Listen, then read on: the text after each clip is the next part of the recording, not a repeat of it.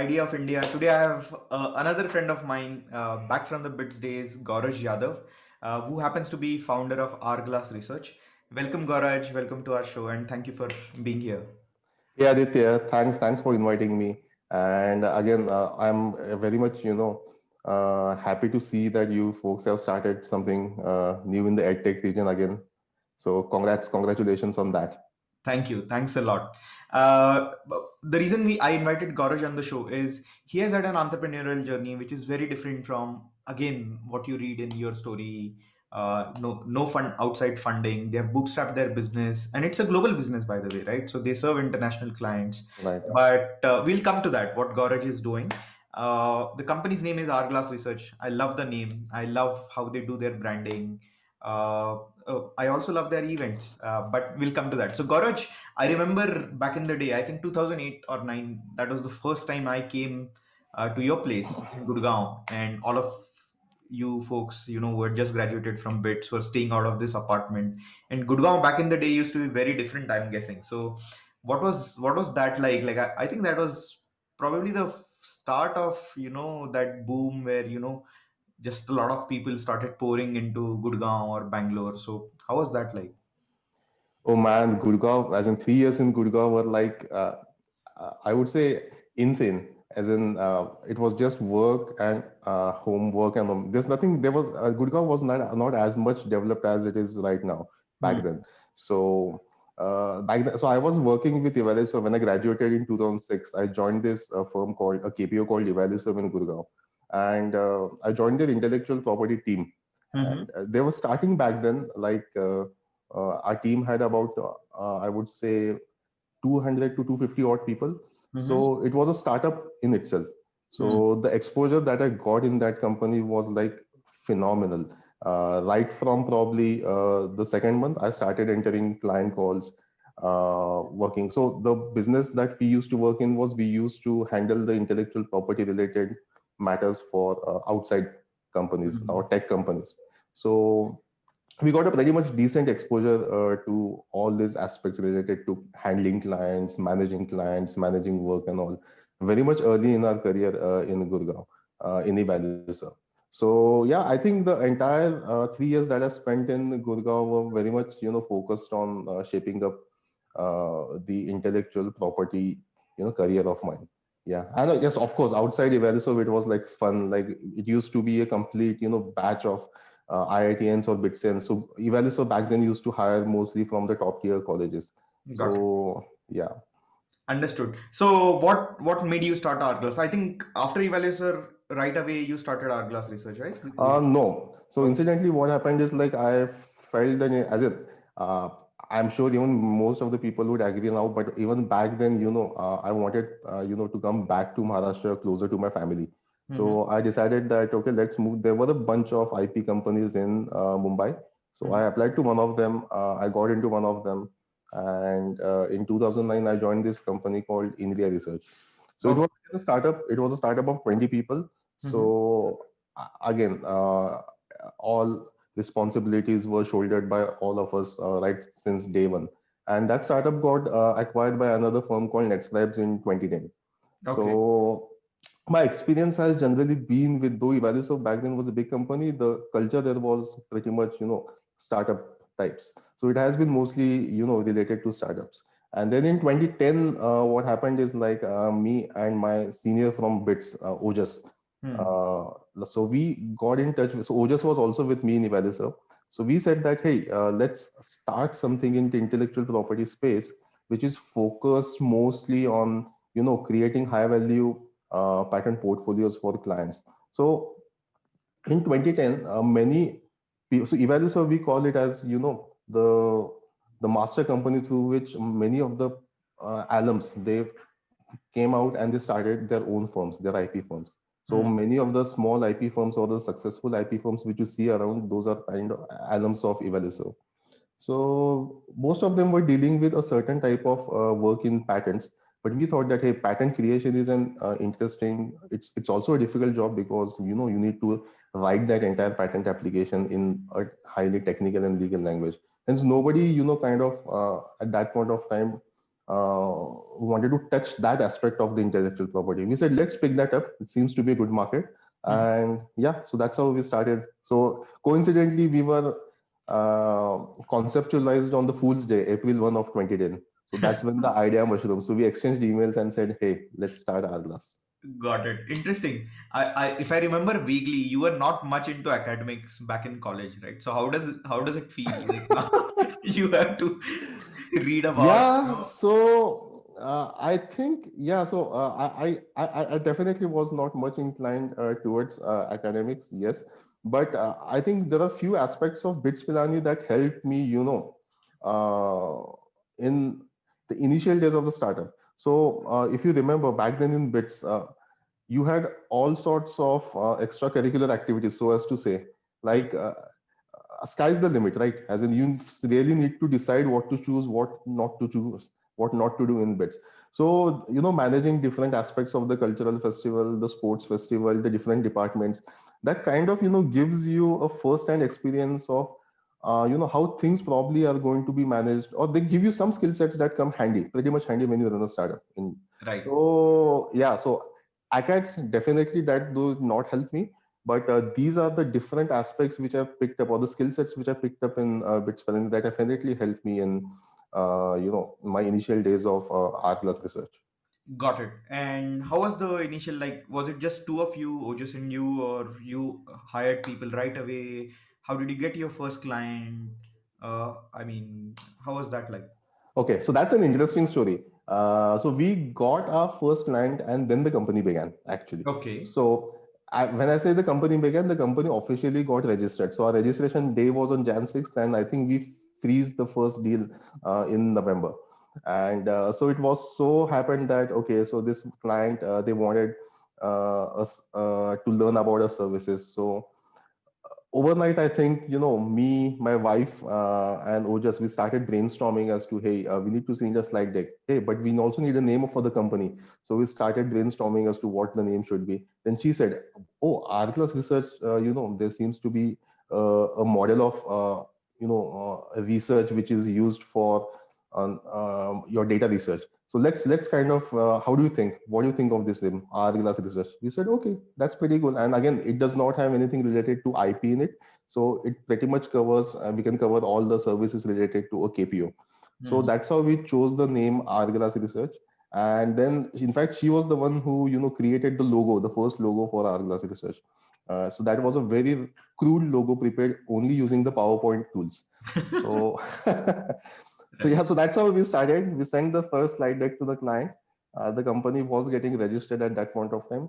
He was happy. We had a previous working relationship with him back then, Hmm. and then he said, "Let's start with a couple of cases." And yeah, that's when we said that, "Hey, it's good." So if you ask me honestly, we did not spend much time, chasing our first client. So we got a first client probably on day minus 60 or something. Hmm. Uh, over there. So that worked for us. And then when we officially began our class research, then the work also started increasing. And I think we hired our first employee probably in the eighth or the ninth month, I believe, if I'm not Got wrong. it. So So that's when we hired. so from January to, I guess, July, October, you guys were. Yes, Okay. yes. So yeah, so it was a small home office. It was a 1 BHK apartment in which Ojas used to stay. The drawing room was converted into a five-seater office space. So in the I still remember the day. The first employee was a girl, Hmm. and she. I said that, hey, I think you need to come with your husband to see the office because it's home office. So you should need to be a little bit secured working over here. And they came over, they said that, hey, no, it looks good and all. And then that's how it began. Okay, and where was this? This was Mulund or? So this was not Mulund, this was in Bhandup, where Ojas used to stay. We shifted to Mulund in 2012, mid of 2012, Got right? it. So that's when we shifted to a commercial space. Got it. Got it. And what was the journey like since then, right? Like, it has been a bootstrap business. You have taken your time to grow, but you have really built a solid business. How big is the team now? Right. So right now we are a team of 26 people. Okay. So it's been 10 years. Okay. So as in, of course, almost the entire audience would think, hey, 10 years and still 25 people. But yes, we have been running it as a boutique firm.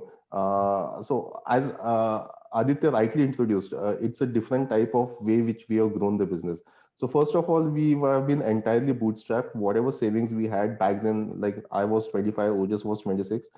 We invested and whatever you need for those ROC, right? 50,000 each you need to pump in. Right. Yeah, so that's how we began Hourglass Research. And then, as I said, we got the first client. Then, after the first cycle of 4 5 months, our revenue started streaming up. Our bill started, our invoices started getting paid. And again, the other thing to note over here is we are first generation entrepreneurs. So we did take help from a few of our seniors, our colleagues, as to how to manage finance, how to look at finance also, those aspects. And just a moment. Yeah. So that's what we did. And once we got a knack of, okay, now we see this to be a kind of a repeat business. There's a lot of work coming on a monthly basis. That's when we decided that, hey, let's start hiring people. So Hmm. we took every move as a cautious move. It's not that we were not, approached by investors at any point of time. There were investors who were on the lookout. They had a talk with us, but again, our advisors, they pretty much told that, hey, you guys kind of have been profitable over the first year itself, the way you have been running it. And why do you need that investment? As in, let's try to grow the company the way you have been running it, and let's see how it goes from there. And then, yeah, so one thing after other, so the team increased, the clients increased. So there's one aspect which has helped us in spite of getting any investment uh, to kind of float over these 10 years. So we kind of focused on repeat business. So there Hmm. are different aspects of the IP work or the patent work which you do. So if you look at patent creation, in which you prepare patent applications for your clients. So that's something which happens on a yearly basis. So companies, they have their yearly innovation targets, patent targets, and Right. that's the work that keeps on repeating. So we focused on the repeat business rather than one-time ad hoc turnkey projects. So this Got repeat business is something which has helped us move ahead very strongly over these years. Got it. And Gaurav, I mean, in India, people say nobody respects IP. I'm sure you work mostly for US clients, Mhm. and but how has the scene changed over the last 10 years? Like, how serious is patent work in India now? Are people investing in patents actually in India? Yes. So we have actually seen India's journey into Hmm. IP right since when we started. So you are right. Back then, when we started, it was mostly the US corporations that were patent aware, and they used to. So how the work used to be like, you most of your tech companies, they have their development centers in Bangalore, Hyderabad, right, or Noida to say. So whatever innovation comes from there, we prepare the patent applications. Let's say the US patent applications, and send it to the US patent attorney for filing. So that's how the work happens. Now, initially, so leave aside the Indian startups, even the Indian corporations, the biggies, they were kind of reluctant to go the patent way. And I won't be surprised by that, because, your need for patents is as good as how the enforcement is. So if the Hmm. enforcement is not, up to the mark, nobody will really bother about IP. But Hmm. again, over these years, we have seen the Indian Patent Office, the Indian Patent Act mature. The enforcement, is pretty much good. You can hear of many patent litigation cases happening now, and they successfully, reach the conclusion, whatever it is. Recently, you would have heard of the Philips versus Xiaomi case, which got filed. So slowly, the Indian corporations also picked up, and I think back in 2014 or 15, when the real startup boom started happening in India with your Flipkarts and all, your startups also started investing a lot in patents. So I still remember our earlier interaction with startups were like, hey, what is patent? Is it same as copyright? Oh no, we had to explain the basic differences to them. Is there something called as a world patent? Though we still get such kind of queries right now, but right now they are pretty much aware of what patents are, what is the need for patents. And I think a part of that is also to do with the VCs, because the VC ecosystem in the US is quite matured. The first thing they ask for a tech company is, hey, what's your differentiator? And if you have to show a differentiator, you need to show a few patent applications filed. So the VCs also, kind of drive the IP culture in India. So yes, I think startups are becoming much and much patent aware right now. Got it. So, guys, if you're working on something proprietary, you know where to head to get your patent done, right? Thanks, It's man. so just a small plug. Gaurav, another interesting thing, right? I think once you started building Hourglass, you went back to college in the sense that you took on a law degree, right? Yes. How was that like? Why did you make that decision to go for law? I mean, it is pretty wild for an engineer to then go and do like LLB or what that degree was. Okay, so as Bitsense, we are storytellers. So everything or everything has to have an incident or a good story behind it. So this also has a good, the reason behind this is very funny. So when we started Hourglass, so we were like 25, 26-year-old guys, and who were the other competitors? The competitors were either a few startups like us or the big law firms in India. Hmm. Okay, and the big law firms, they have a legacy. They have been there for more than 50, 60 years, or some of them have been there since the pre-independence era as well, right? Hmm. So now imagine a 25, 26-year-old guy approaching your top tech companies. So I'm, again, none of these are clients, but I'm taking some sample names, like let's say approach an IBM or the Google, and they were like, hey, you guys are engineers and you are selling a patent service to us. As in, how do it doesn't make sense? You Hmm. guys don't have a law degree, you are not even a patent agent. Though the quality of patent applications that we prepared were some of the best, because we used to work, when we started with one of the best semiconductor company in India. But when it comes to selling, you need to have that particular expertise. And I aptly understand, because the decision maker at the other end, that person also has to justify to his seniors, right? That, okay, this is the way in which he has selected, or that person has Hmm. selected the Hmm. vendors. So then I said, you have less experience. Hey, you recently started and all, and you don't have enough white hair and also, the reasons used to be weird back then. Then we said that, hey, let's get rid of this thing, and for once and for all, so we registered for the law degree. So that we said, let's get the patent attorney tag at least. So in Got it. 2016, I think I registered, like both Ojas and I, we registered for this law program. You And both register of you 3 years. completed, or was it just you? We both finished. So, Okay.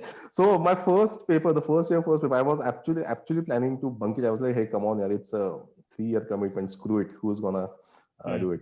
But then I saw just studying a little bit diligently. I said, hey, no, if I think he's gonna become a lawyer, I'm not gonna miss the bus. So Got yeah, it. and with that, even I got some white hair. So things started working in our favor. So now at least we have the patent attorney tag, as in it really does not matter when you are working on US patent applications for our clients. But yes, the degree does help you.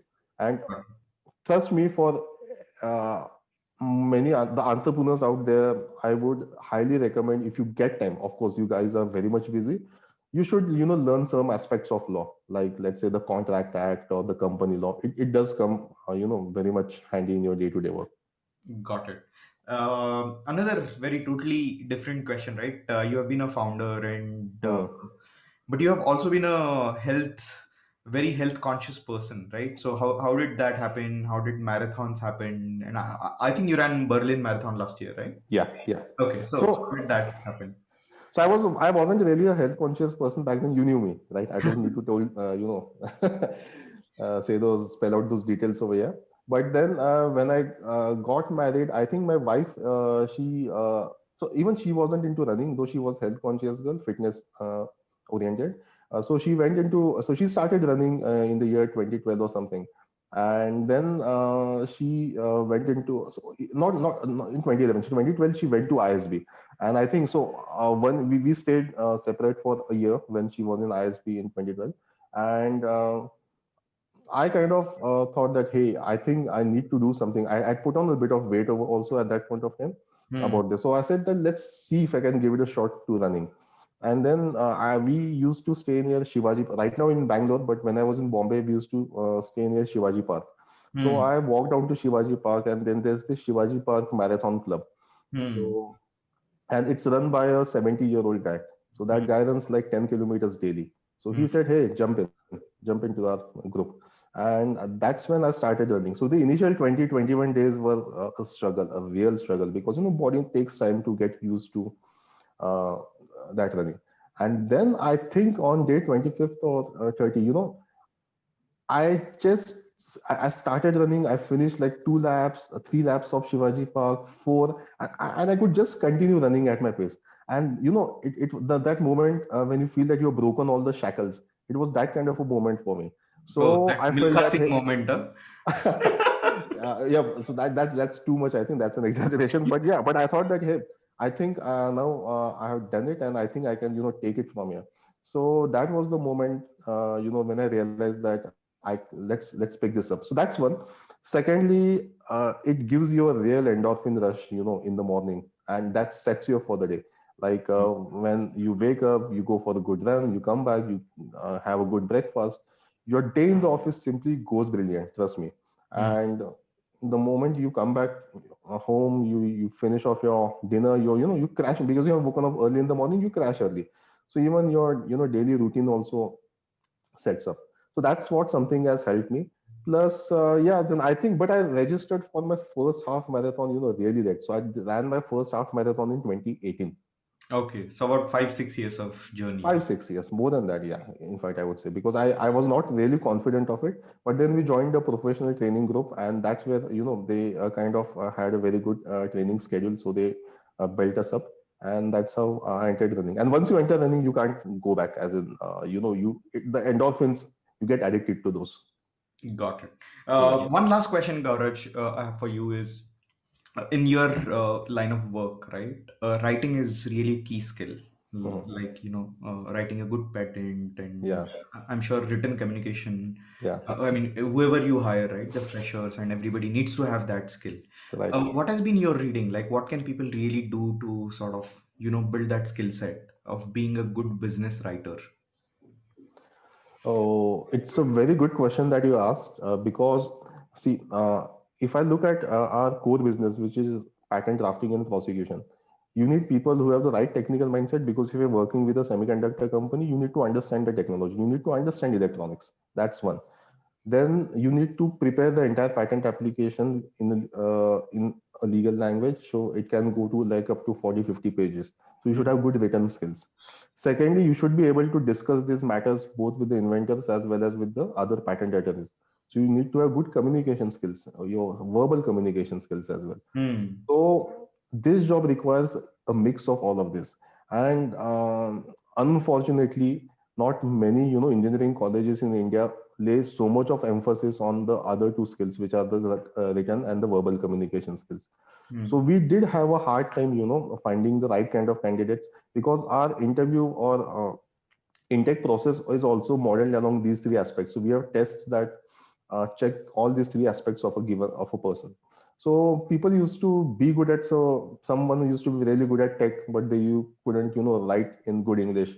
And English writing is something, it's difficult to teach to someone after a certain age. You have to pick it up. As in, I can't have enroll someone for the English writing class at the age of 20, 21 or something, right? So this is something which has to be inculcated very early in the age. But nevertheless, that's something which is very very important in this aspect of intellectual property when it comes to patent drafting.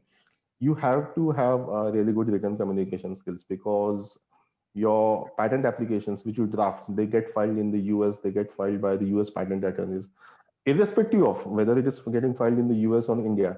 A good written communication is a good written communication, right? Your sentence construction, your grammar, your tenses, and all those have to be right. Otherwise, the meaning changes, and we know those instances. And in a patent application where every sentence can be legally interpreted in a different manner by a plaintiff and a defendant, you have to be sure that whatever you write is correct. So written communication becomes absolutely important in our field. Got it. Yeah. By the way, we did have a course back in BITS called Repri, Repri. I but made an A we in never took Repri. it seriously, na? It was like, That was my first A in bits. That's report writing. okay, great, great. Yes. So thank you, Gauraj, for coming on the show. I had fun, just talking about the journey. It's been a pleasure knowing you over the years, and all the best to Hourglass Research. and we do hope that we will see few Hourglass folks at Stoa very soon. So Oh, thank sure. you for that. Yeah, Definitely, and thanks a lot, Aditya, for calling us up. And and again, as I said, I'm really impressed by the way you folks have started up, like you, Raj, and your team. And as I said, I do follow up your posts on LinkedIn, and I'm not sure whether I have got a chance to go through the curriculum you have, but I am hearing some good feedback from at least the feedback, posts that you post on LinkedIn. So all the best for that, and any help, any point of time. Yeah, I'm just like a few kilometers away here in Bangalore. sure. Let's Thank catch you, up. Gaurav. Yeah, Thank you chalo. for coming on. Yeah, have a nice Okay, day. bye. Take Bye. care.